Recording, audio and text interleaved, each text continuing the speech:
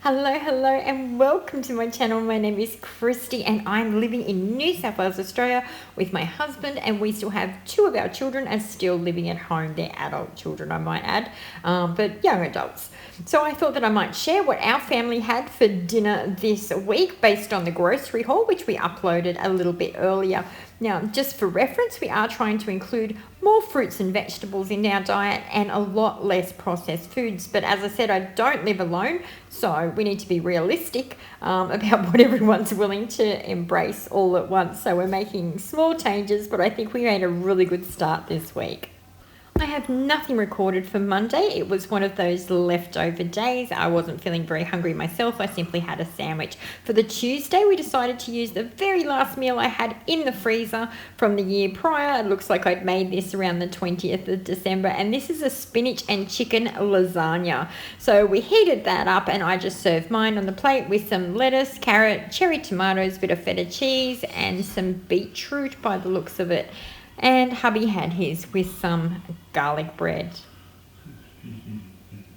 Wednesday was a big cooking day in the kitchen where I prepared a number of minced meals to pop into the freezer so that we have them when we don't want to cook. So we decided to set one of those aside for dinner tonight, which is a Chilli Con Carne, which is being prepared in the slow cooker. Now for our healthy swaps this week, I normally serve this with rice. I decided to try cauliflower rice for the very first time.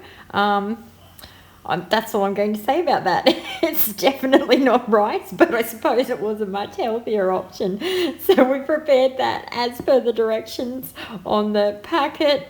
I didn't mention it to anybody. I thought we'd see whether we could get away with it, and so we did not.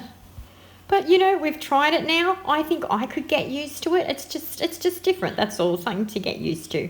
So we just popped the cauliflower rice at the bottom, and then we're going to top that with the chili.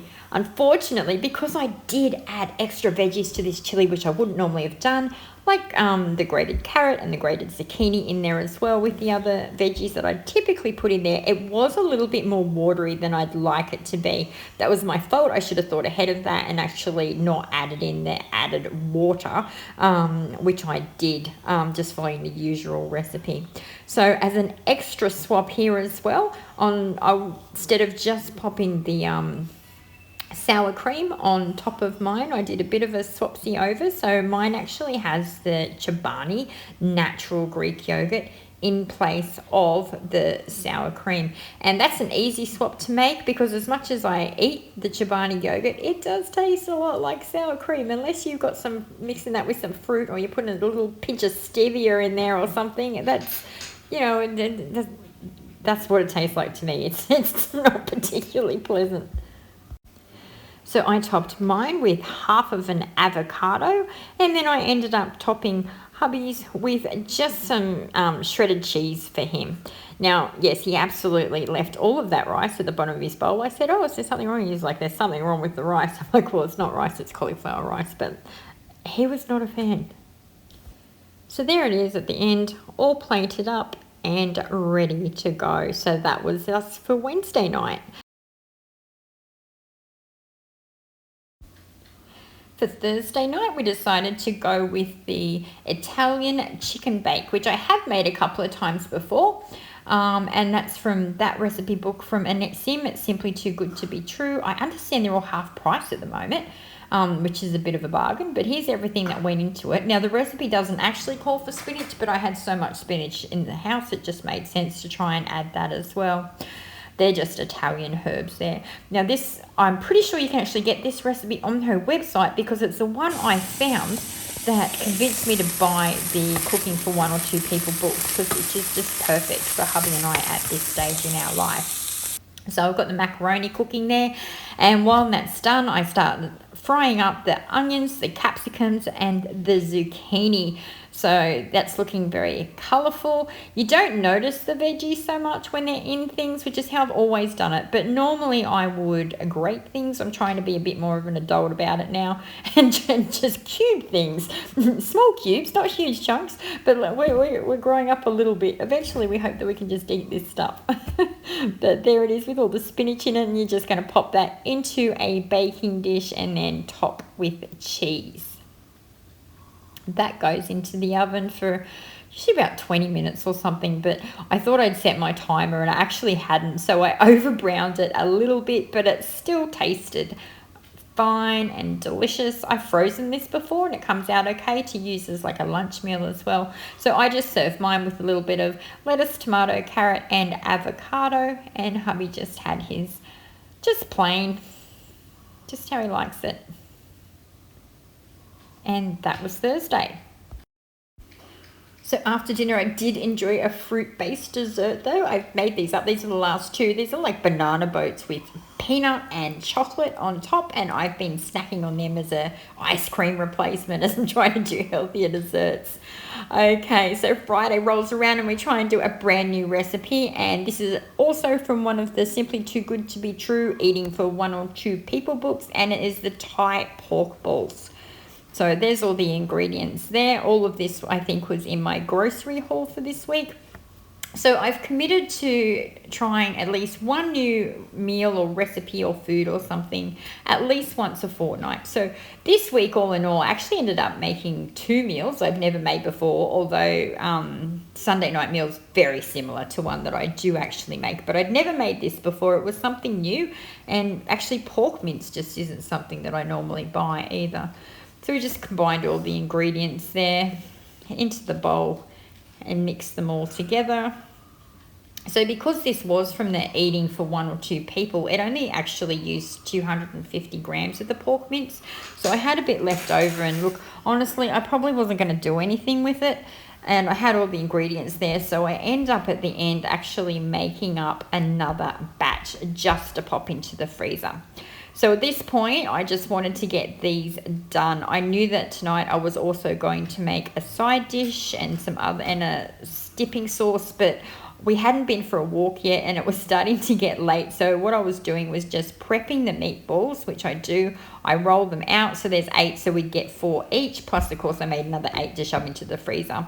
And then I popped them into the fridge just for the, not that they need to go in the fridge, but just to hang out there until we got back from our walk, and then I can worry about cooking the rest of our dinner. So this week, sometimes we walk before dinner, sometimes after dinner. I prefer after dinner, but sometimes it's just so late, you know, so it makes it kind of difficult. So these are the excess pork thigh balls, which we had to toss into the freezer. We might have them for lunch one day. When we went for our walk, once we got back, all I did was pop those meatballs into a casserole dish. It said to spray underneath and then spray on top of them, which I thought was a little bit odd.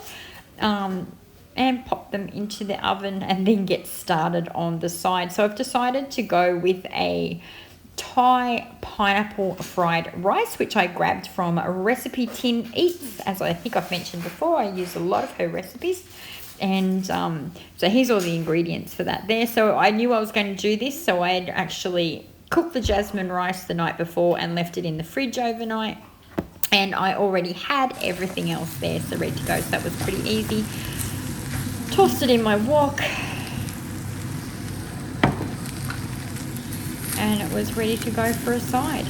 And I ended up putting the bed of rice on the bottom, just 4 meatballs each on top. And what I did was just serve I was going to make a whole side sauce, but we ended up just using sweet chili, popped it in a little bowl, and we just sort of shared the dipping sauce between us. But hubby quite liked it, which is good because there's those leftovers. And I mean, I didn't hate it. I'd probably make it again sometime. So that was Friday. So by Saturday night, I was feeling actually a bit run down and exhausted. My daughter had gone to bed early. She didn't feel well at all, and I felt like I was starting to get whatever it was she had. So we decided to go for a easy, casual night. I just used the Lebanese bread that I had and found what I could in the fridge, which included mushrooms, capsicum, pineapple, ham, all those kinds of things. So we made our easy pizzas up.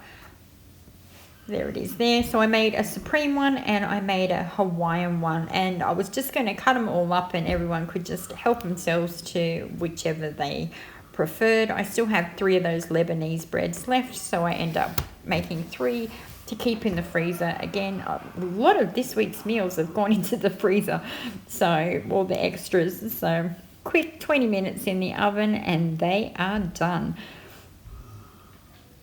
So as I said, just cut them all up and everyone can just help themselves. I like the Supreme, but I know that my son will only eat the Hawaiian, and hubby would prefer the Hawaiian as well. And that was Saturday night. Okay, by Sunday night, still not feeling 100%. So we go trawling YouTube actually and come across a channel called Kitchen Sanctuary and found vegetable pasta bake, which looked really good to me. It's super packed full of veggies, something I'm trying to add more of, even though I gotta be honest, I do not like them. But it also gives us a vegetarian option for dinner this night and a really strong finish to a week of trying to do better. So we just fry up those veggies. So I had some red onions, some red capsicum, some green capsicum, some zucchini. The recipe itself doesn't call for mushrooms, but I still had a lot of mushrooms which I hadn't used through the week, and so I decided to toss those in as well, and we're just going to fry this up on the stove before then adding everything else. So there's quite a lot of spinach in this recipe. I had already gone through the bag of spinach, which I bought with my grocery haul, and walked down to Coles and actually bought another giant bag of spinach. So we're just starting on that one. Also, this gave me a chance to use up some of the cream, which I still had left over from Christmas when I made a particular potato bake. So we're able to use that up as well.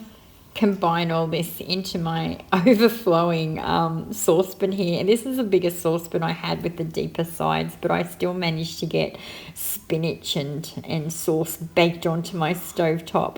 But you know, I'm just a mess. I really am sometimes.